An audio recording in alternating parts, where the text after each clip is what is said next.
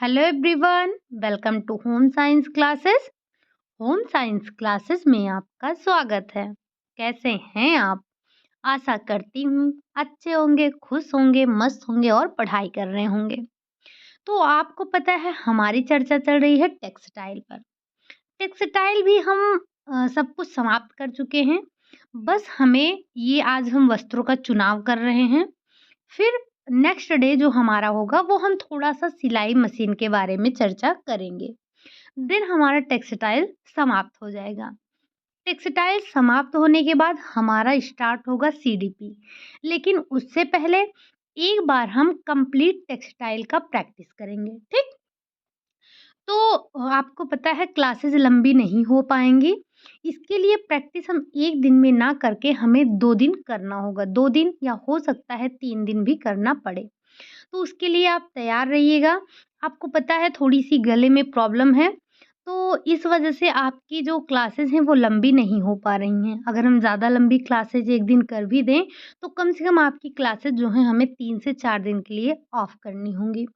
तो इसीलिए हम थोड़ा-थोड़ा पढ़ेंगे लेकिन कंटिन्यू अपनी क्लास करते रहेंगे। तो हमने कल क्या देखा था? कल हमने वस्त्रों का चुनाव देखा था। पूरा नहीं कर पाए थे हम। हमने थोड़ी-सी वस्त्रों की विशेषता पढ़ी थी। हमें जब वस्त्र हम खरीद रहे हों या वस्त्र का चुनाव कर रहे हों, तो उस समय हमें जिन बातों का ध्यान रखना चाहिए, हमने उन सभी पर चर्चा किया था। जैसे जैसे जो आप वस्त्र खरीद रहे हैं, जिस प्रयोजन के लिए खरीद रहे हैं, वो आपका सफल होना चाहिए। मतलब ऐसा ना हो कि आपने जिस प्रयोजन के लिए वस्त्र को खरीदा है, आप उस प्रयोजन में उसे पहन ही ना पाएँ।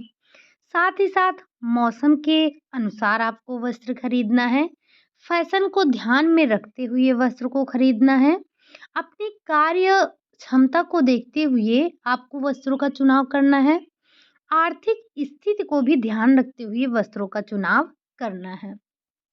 साथ ही साथ हमने देखा था जलवायु के आधार पर आप किस तरह से वस्त्रों का चुनाव करेंगे। जैसे जैसे अगर आप ग्रीष्म ऋतु में वस्त्र का चुनाव कर रहे हैं, तो ग्रीष्म ऋतु के लिए आपका वस्त्र कैसा होना चाहिए? तो हमें पता है कि गर्मी के मौसम में हमें हल्के कपड़े पसंद हैं, ठीक? हमारा कपड़े का रंग भी हल्का होना चाहिए। हमें ताप के अच्छे संवाहक जो होते हैं, उन कपड़ों को लेना चाहिए। हमारे कपड़ों में जो प्रिंट किया गया हो, वो भी हल्का होना चाहिए, बारीक होना चाहिए। साथ ही साथ पसीना अवशोषक होना चाहिए, क्योंकि आपको पता है कि गर्मी में कितना पसीना होता है, ठीक? तो हमें पसीना प्रतिरोधक वस्त्र को लेना चाहिए। साथ ही साथ जो हम वस्त्र को पहनते हैं, उसका गला भी खुला होना चाहिए। बाहें भी आपकी छोटी होनी चाहिए, ढीली होनी चाहिए और थोड़ी लंबाई भी कम होनी चाहिए। ग्रीष्म ऋतु में हमें इस तरह से वस्त्रों का चुनाव करना चाहिए। अगर वहीं बात करें शरद ऋतु की, तो शरद ऋतु में आपको आप जो वस्त्र हैं आपके वो गाढ़े रंग के हों, भारी हों मतलब मोटे हों, उनका टेक्सचर खुरदुरा हो, रोएदार हों, चटक रंगों का आप प्रयोग कर सकते हैं। साथ ही साथ उसमें नमूने भी आपके बड़े-बड़े बने होने चाहिए। और आपका जो पहना हुआ कपड़ा है वो बंद गले का हो, बाहें आपकी पूरी हों, लंबाई हो उसमें, कॉलर वाले वस्त्र होने चाहिए। तो इन सब बातों का ध्यान रखते हुए आपको जो है शरद ऋतु में वस्त्रों का चुनाव करना चाहिए, ठीक? वहीं बात करें अगर हम वर्षा ऋतु की, तो वर्षा ऋतु में आपको ग्रीष्म ऋतु के समान ही वस्त्रों का चुनाव करना चाहिए। लेकिन आपको पता ये होना चाहिए कि जो वस्त्र आपने लिया है, वो आपके दाग धब्बे आसानी से छूट सकें और वो आसानी से सूख जाएँ, क्योंकि बारिश का मौसम है, तो वस्त्र सूखने में टाइम लगता है, धूप-वूप तो होती नहीं है। तो इसीलिए हमें ऐसे वस्त्रों का चुनाव करना चाहिए जो आसानी से सूख जाएँ, ठीक? तो इतनी चर्चा हमारी हुई थी कल। तो आज की क्लास में हम क्या चर्चा करेंगे? तो सबसे पहले तो आज हम ये देखेंगे कि अगर आप एक बच्चे के लिए वस्त्र ले रहे हैं, तो बच्चों का वस्त्र लेते समय आपको किन बातों का ध्यान रखना चाहिए? अगर आप एक बच्चे का वस्त्र ले रहे हैं, तो आपको किन बातों का ध्यान रखना चाहिए? ऐसे हमारे घर में तो बच्चे होंगे ही, सबके घर में बच्चे होंगे। हाँ, मतलब अगर अभी नहीं है तो रहे होंगे या फिर अभी आस-पास में होंगे। सबके घर में छोटे बच्चे नहीं हो सकते हैं, लेकिन ऐसा है कि आस-पास में ज़रूर होंगे, ठीक? तो आपने देखा होगा बच्चों को कैसे कपड़े पसंद हैं, तो हमने कुछ पॉइंट नोट किया है, उसे हमें ध्यान रखना है। सबसे पहले जब आप वस्त्रों का चुनाव कर रहे हैं एक छोटे से बच्चे के लिए, तो आपको किन बातों का ध्यान रखना चाहिए? सबसे पहले तो आपको ये ध्यान होना चाहिए कि बच्चों के वस्त्र सुंदर परिधानों से सुसज्जित होने चाहिए। मतलब जो बच्चे हों उनके कपड़े अच्छे होने चाहिए, देखने में सुंदर लगने चाहिए। बच्चों को कैसा रंग पसंद होता है? उनको ऐसे जैसे डार्क कलर होते हैं, जो चटकीले कलर होते हैं, उनको वो रंग पसंद होते हैं। जैसे एक छोटे बच्चे को आप व्हाइट कपड़ा देंगे तो उतना पसंद नहीं करेगा, लेकिन आप उसे लाल कपड़ा पहनाएँगे तो ज़्यादा अच्छा लगेगा। वहीं अगर हम बच्चे को हल्का कलर पहनाएँगे तो आपको पता है कि छोटा बच्चा है, खेलता-कूदता रहता है, तो ऐसे में उसके कपड़े ज़्यादा गंदे होंगे। दाग-धब्बे भी बहुत लगेंगे तो छूटना भी आसान नहीं होगा। तो इसीलिए जब आप वस्त्रों का चुनाव कर रहे हों, तो उसके रंगों का भी ध्यान होना चाहिए, ठीक? साथ ही साथ बच्चों का वस्त्र टिकाऊ होना चाहिए। क्योंकि आपको पता है बच्चे खेलते-कूदते रहते हैं, रगड़ लगती रहती है, इधर-उधर फँसते रहते हैं, तो बच्चों का कपड़ा जो होना चाहिए मज़बूत होना चाहिए। ऐसा ना हो कि आपने पहनाया और वो खेलने गए, उनका कपड़ा फट गया, ठीक? तो जब आप एक बच्चे का वस्त्र खरीद रहे हों, तो ये बात भी आपको ध्यान रखना चाहिए। वैसे तो ये टिकाऊपन की बात सभी के लिए लागू होता है कि आप कोई भी वस्त्र खरीद रहे हो तो उसमें टिकाऊपन होना चाहिए। साथ में खेल-कूद में बाधा ना उत्पन्न हो। जैसे जब बच्चे हैं, छोटे बच्चे हैं तो वो क्या करेंगे? वो हमेशा खेलते-कूदते रहेंगे। हमेशा आप उनको शांति से बैठा नहीं देख सकते हैं। जैसे हम बड़े हैं तो हम 1 घंटे, आधे घंटे शांति से बैठ के कुछ भी सोचते, विचारते रहते हैं। लेकिन एक छोटा-सा बच्चा है, वो कभी भी 10 मिनट तक शांत नहीं रह सकता है। खेलता रहेगा, कूदता रहेगा, हाथ-पैर पटकता रहेगा, कभी इधर, कभी उधर। तो बच्चों के कपड़े ऐसे होने चाहिए कि उनके खेल-कूद में बाधा ना उत्पन्न हो। कहीं आपने उनके लिए बहुत ढीला-ढाला कपड़ा ले आया और वो खेलते-कूदते रहे, कहीं फँस गया, उनको चोट लग गई, फट गया। तो कहने का मतलब जब आप वस्त्र खरीद रहे हों, तो आप उनकी सुरक्षा का भी ध्यान रखें कि जो कपड़ा हम बच्चे को पहना रहे हैं, कहीं उससे कोई असुरक्षा तो नहीं है? आपने अगर ढीला-ढाला वस्त्र पहनाया है, तो वो कहीं भी अटक सकता है, कभी भी फट सकता है। तो ऐसे में बच्चे को चोट पहुँचने की बहुत संभावना रहती है, ठीक? साथ ही साथ आपको गहरे चटकील रंगों का चुनाव करना चाहिए, हमने ये देख लिया। बच्चों के वस्त्र बहुत अधिक ढीले नहीं होने चाहिए।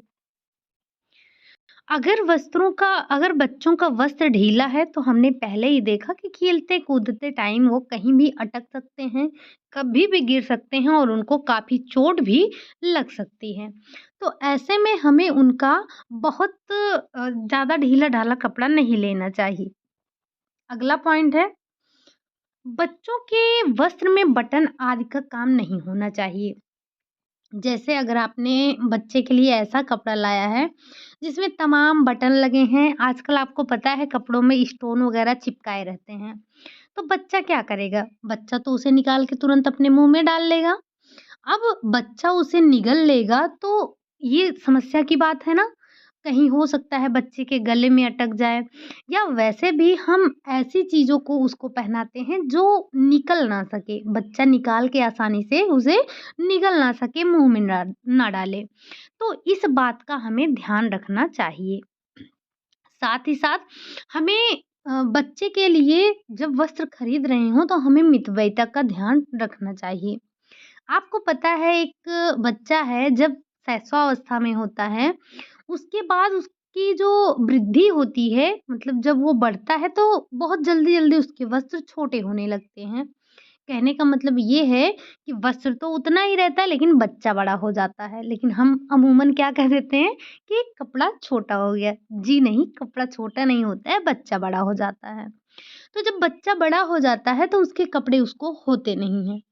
अब आपने काफ़ी महँगे कपड़े तो ला दिए, लेकिन बच्चा उसे काफ़ी दिन तक पहन नहीं सकता है। अगर आप आज किसी बच्चे के लिए कपड़ा लाते हैं, जो अभी उसको बिल्कुल फिट आ रहा है, आप 6 महीने बाद उस कपड़े को उसे नहीं पहना सकते हैं। तो जब आप वस्त्रों का चुनाव कर रहे हों, तो आपको मितव्ययिता का भी ध्यान रखना है। बच्चों के वस्त्र खेल-कूद, दौड़ने में बाधा ना हो, वही जब बच्चों के वस्त्र ज़्यादा ढीले-ढाले नहीं होंगे, तो उनको खेलने में आसानी होगी। साथ ही साथ पसीना सोखने वाले होने चाहिए। बच्चा है, गर्मी का दिन है, खेलता-कूदता रहता है, वो आराम नहीं करता है, ठीक? तो ऐसे वस्त्र होने चाहिए जो उसके पसीने को सोख सकें, ठीक? अगला पॉइंट हमें क्या ध्यान देना है कि जब आप बच्चे के वस्त्र का चुनाव कर रहे हों, तो वो ऐसे वस्त्र होने चाहिए जिससे बच्चे को आराम मिल सके। ऐसा ना हो कि आपने बहुत टाइट कपड़ा पहना दिया है, वही मतलब बहुत ढीला कपड़ा पहना दिया है, बच्चे को असुविधा हो रही है। आपने बंद गले का कपड़ा पहना दिया है, उसे बिल्कुल तनाव-तनाव सा महसूस हो रहा है। गर्म गर्म कपड़े आपने पहना दिए हैं जो कि ठंडी में उसके लिए सही गर्म कपड़े पहना दिए हैं जो कि ठंडी वाले कपड़े होते हैं। अब बच्चा गर्मी में उसे कैसे पहनेगा? तो तमाम बातों को ध्यान रखना चाहिए और हमें बच्चे के अनुसार कपड़ा खरीदना चाहिए। ऐसे कपड़े खरीदने चाहिए जो जिनकी धुलाई और सफाई करना आसान हो। क्योंकि आपको पता है बच्चे के कपड़े हैं, बच्चे खेलते-कूदते रहेंगे, मिट्टी है, कीचड़ है, इन सब में वो खेलते-कूदते रहते हैं। कुछ भी खा रहे हैं तो अपने कपड़ों पर गिरा ले रहे हैं, तमाम प्रकार के दाग-धब्बे उनके कपड़ों में लग जाते हैं।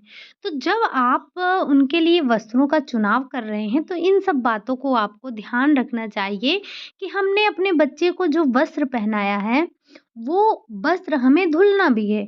आपने देखा होगा अगर आपके घर पे 1 से डेढ़ साल या 1 साल का बच्चा है, तो दिन भर में कम से कम गर्मी का मौसम आ रहा है, आप उसे कम से कम 4 कपड़े बदलेंगे दिन भर में, ठीक? तो जो बच्चे होते हैं वो अपने कपड़े हमेशा गंदा करते रहते हैं। मेरे घर में भी एक बच्चा है, उसको तो दिन भर में ठंडी के मौसम में भी 2-3 बार कपड़ा बदलना पड़ता है। तो जो बच्चे होते हैं उनको ये नहीं पता होता है कि हमें मिट्टी लग जाएगी, हमें कीचड़ में नहीं खेलना है, हमारा हाथ भीग जाएगा, बारिश का मौसम है, ठंडी का मौसम है, हमें भिगोना नहीं चाहिए, हमें सर्दी लग जाएगी। इन सब बातों को उनको नहीं पता होता है, बस वो तो अपने में मस्त होते हैं। तो जब हम उनके कपड़ों का चुनाव कर रहे हैं तो इन सारी बातों का हमें ध्यान होना चाहिए, ठीक? तो ये तो रहा जब आप एक छोटे से बच्चे के लिए वस्त्र का चुनाव कर रहे हैं, तो आप किन बातों का ध्यान रखेंगे, ठीक? अब आगे हम देख लेते हैं, अब आप जब शारीरिक रचना के अनुसार वस्त्रों का चयन कर रहे हैं, तब आपको किन बातों का ध्यान होना चाहिए? यहाँ शारीरिक रचना से क्या मतलब है कि अगर कोई व्यक्ति मोटा है, छोटा है, पतला है, दुबला है, नाटा है, लंबा भी है, पतला भी है, तो हमें उनके लिए किस तरह के वस्त्रों का चुनाव करना चाहिए और ये आपसे एग्ज़ाम में पूछे भी जाते हैं। तो बहुत आसान है, बस आपको थोड़ा-सा ध्यान रखते हुए चलना है, ठीक? तो चलिए हम सबसे पहले देख लेते हैं अगर कोई महिला दुबली और लंबी है, माना कोई महिला है और वो लंबी भी है लेकिन दुबली है। अब लंबाई के अनुसार उसको जैसे मोटा होना चाहिए वैसे तो नहीं है। अब वो लंबी तो है लेकिन दुबली है, तो आप उसको किस तरह के कपड़े पहनने का सुझाव देंगे? आपसे एग्ज़ाम में पूछा जाता है कि अगर आपकी सहेली दुबली है और लंबी है, तो आप उसे किस तरह के वस्त्र पहनने का सुझाव देंगी? तो आप कैसे वस्त्र उसको बताएँगी?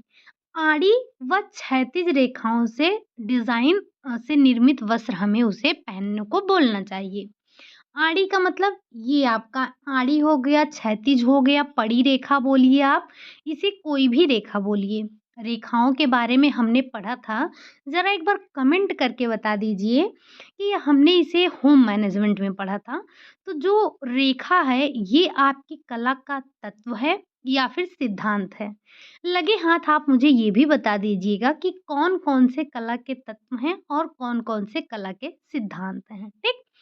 तो अगर कोई महिला दुबली है और लंबी है, तो उसे आप कैसा कपड़ा पहनने के लिए बताएँगे? एक तो आप उसे ऐसा कपड़ा बताएँगी जो आपकी जिसमें आड़ी रेखाएँ बनी हों, आड़ी डिज़ाइन बनी हो, ठीक? जिससे वो थोड़ी-सी उसकी मोटाई बढ़ जाएगी, यानी कि थोड़ी-सी चौड़ाई में बढ़ती हुई वो आपको प्रतीत होगी। अगर आप उसे इस क्षैतिज यानी कि ये आपका क्या है लंबवत, अगर आप उसे लंबवत कपड़े पहनने के लिए बताएँगी, तो वो और भी लंबी लगेगी और अगर व्यक्ति मोटा नहीं है, सिर्फ़ लंबा ही है, तो आप कल्पना कर सकते हैं वो कैसा दिखेगा। तो इसीलिए आपकी अगर महिला मित्र दुबली है, लंबी है, तो आप उसे आड़ी रेखाओं से बने हुए डिज़ाइन को पहनने के लिए बोलेंगे। यहाँ पर सिर्फ़ रेखाओं से मत लीजिएगा, मतलब ऐसे नमूने बने होने चाहिए कि जो इस रेखा में बने हों, आड़ी रेखा में बने हों, ठीक? तो अगर दुबली है तो उसको आड़ी रेखाओं के पहनाएँगे आप वस्त्र। अगला, अगर वहीं कोई महिला है वो नाटी और दुबली दोनों है। मतलब नाटी का मतलब क्या होता है? नाटी का मतलब ये होता है कि उसका कद छोटा हो। जो व्यक्ति लंबाई में छोटा होता है, जिसका कद छोटा होता है, उसे हम नाटी बोल देते हैं, ठीक? तो अगर कोई व्यक्ति नाटी है, मतलब महिला नाटी है और दुबली भी है, तो आप उसे कैसे परिधान पहनने के लिए बोलेंगे? तो उसे आप खड़ी रेखाओं से परिधानों का चुनाव करना चाहिए तथा उसके वस्त्र ढीले-ढाले होने चाहिए। अगर आप उसे फिटिंग का पहनाएँगे, तो अगर आप उसे फिटिंग का कपड़ा पहनाएँगे, तो वो और भी दुबली दिखेगी। इसीलिए हमें उसे खड़ी रेखाओं वाले परिधान का चुनाव करने को बोलना चाहिए। साथ ही साथ उसके वस्त्र ढीले होने चाहिए, हमें इस बात का भी ध्यान रखना है। अगली पॉइंट है आपकी कि अगर कोई लंबी महिला लंबी और मोटी है, मतलब वो लंबाई में भी है और उसकी मोटाई भी है, ठीक? तो आप उसे किस तरह के परिधान पहनने का सुझाव देंगे? तो आप उसे तिरछी व सीधी रेखाओं से निर्मित वस्त्रों का चुनाव करने को बोलेंगे।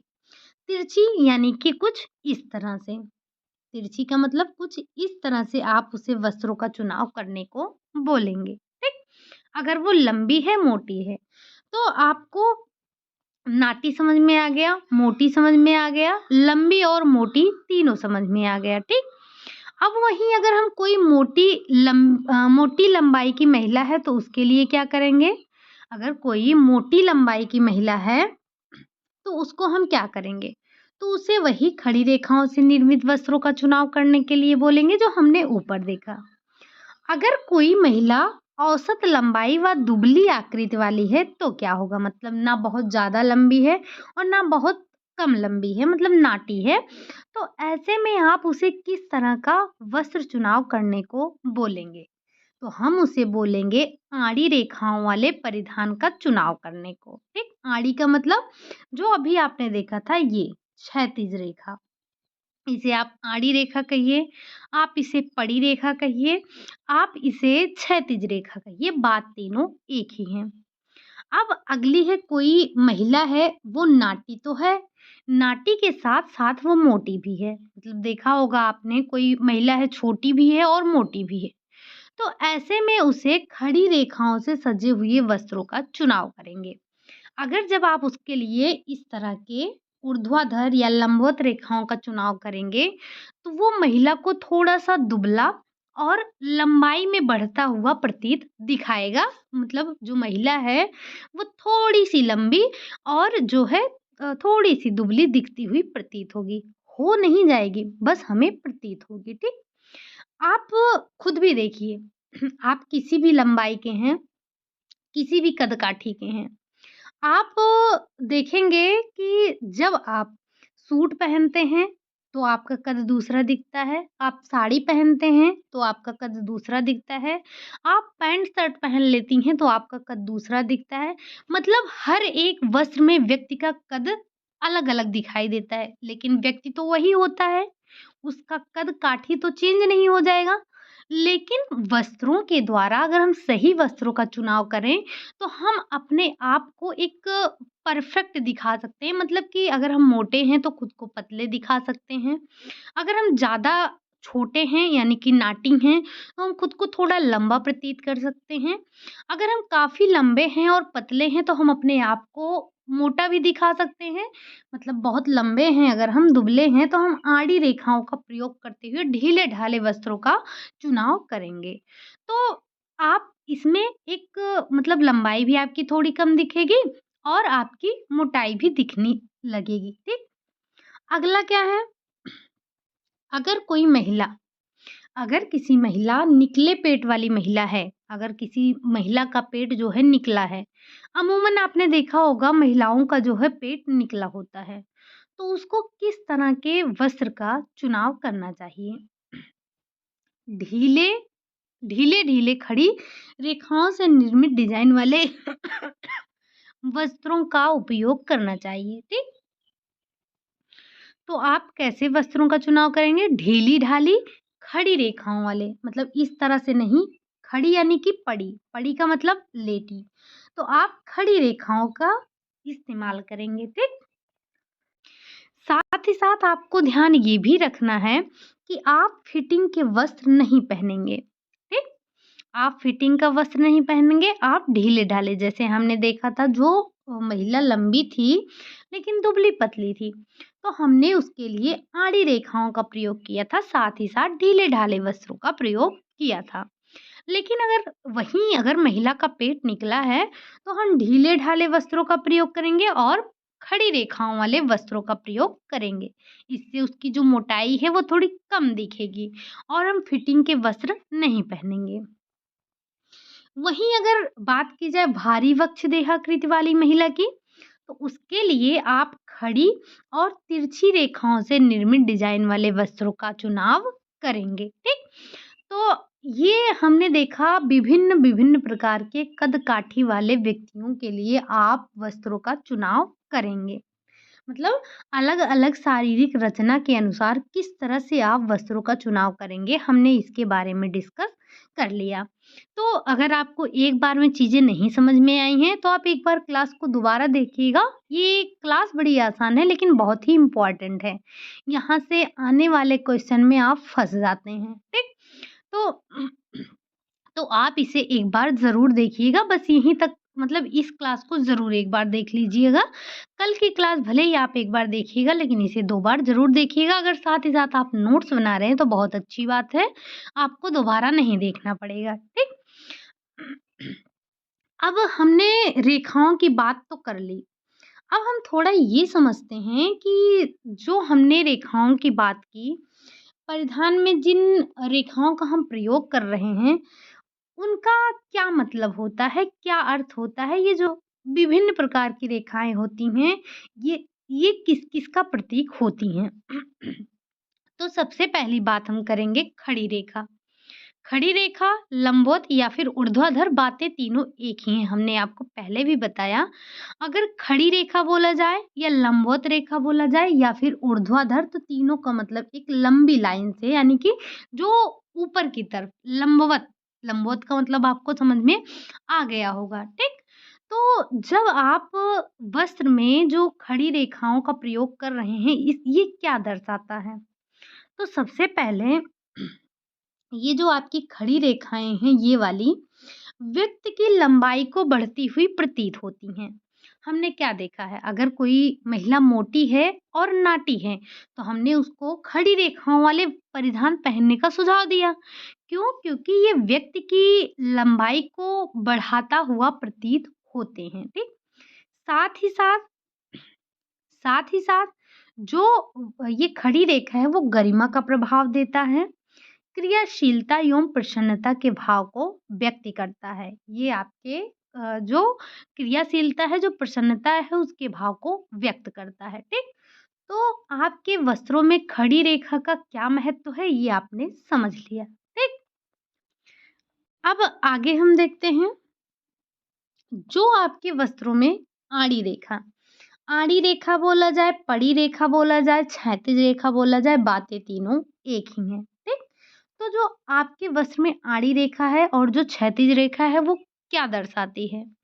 तो लंबाई को कम करके चौड़ाई को बढ़ाने का जो है बढ़ाते हुए दिखाती है। जैसे अगर कोई महिला लंबी है, ज़्यादा लंबी है और पतली है, तो उसे हम पड़ी रेखा वाले वस्त्र पहनने का सुझाव देंगे। क्यों? क्योंकि ये व्यक्ति की लंबाई को कम करेगा और उसकी चौड़ाई को बढ़ाता हुआ प्रतीत करेगा। ठीक? और जो आपकी पड़ी हुई रेखा है, ये रेखा विराम एवं स्थिरता का भाव प्रकट होता है। ये जो हम रेखाओं का महत्व पढ़ रहे हैं, ये हम पहली बार नहीं पढ़ रहे हैं। ध्यान रखिएगा जब हमने कला के तत्व की बात की थी, तो वहाँ पर हमने देखा था रेखाओं के बारे में कि ये जो रेखाएँ हैं आपकी, ये क्या-क्या दर्शाती हैं। तो वहाँ भी हमने इन सारी चीज़ों को पढ़ा था। ये जो आप नीचे वाला देख रहे हैं, इसके बारे में हमने पढ़ा था, ठीक? अब वहीं आपकी बात की जाए वक्र रेखा की, तो ये आपकी वक्र रेखा कैसी होती है? वक्र रेखा ऐसे होती है, ऐसे, ऐसे होती है। तो ये जो जिनका लंबाई कम होता है और जो है उनकी मोटाई भी कम होती है, तो मतलब लंबाई तो है ठीक-ठाक लेकिन चौड़ाई कम है, तो वो वक्र रेखा पहनती हैं, ठीक?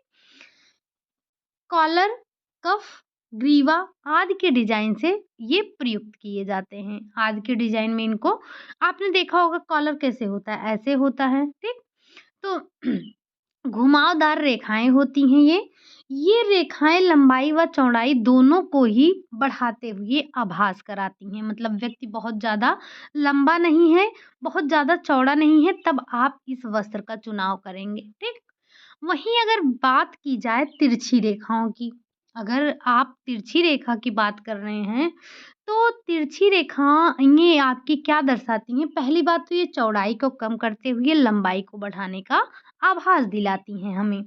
मतलब अगर कोई व्यक्ति चौड़ा है यानी कि मोटा है, तो वो चौड़ाई को कम करेंगी ये तिरछी रेखाएँ, ठीक? साथ ही साथ वो आपकी लंबाई को भी थोड़ा-सा बढ़ाता हुआ प्रतीत देंगी।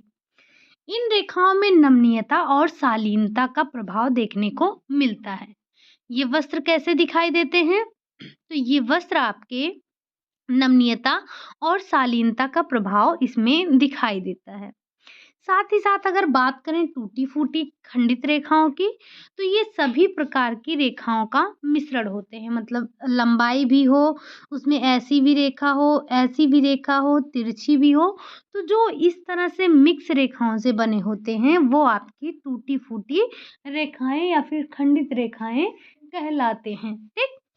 अब आगे अगर बात करें वी आकार की मतलब कुछ इस तरह से, ये इस तरह से या फिर ऐसे। ऐसे डिज़ाइन वाले वस्त्र आपने देखे ही होंगे ज़रूर, ठीक? तो ये होते क्या हैं? तो जो आपकी वी आकार की रेखाएँ होती हैं, ये करती क्या हैं? तो ये लंबाई को बढ़ता हुआ दिखाती हैं।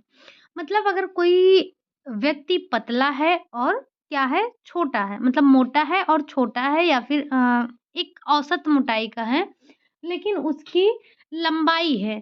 अगर उसकी लंबाई नहीं है, तो आप क्या करेंगे? तो आप उसे वी आकार का वस्त्र देंगे और जितना अधिक लंबा आपका वी होगा, उतना ही वो अधिक लंबाई का आभास होगा। जैसे आप यहीं पर देख सकते हैं क्या? हमने ये वी बनाया, ठीक? इस तरह का वी बनाया या फिर इस तरह का वी बनाया। तो क्या ये उतना लंबा दिखा जितना लंबाई ये आपकी प्रतीत कर रहा है? ये, ये, ये। तो कहने का मतलब ये है कि आप जितना लंबा वी रखेंगे, आपकी लंबाई को वो उतना ही लंबा दिखाएगा।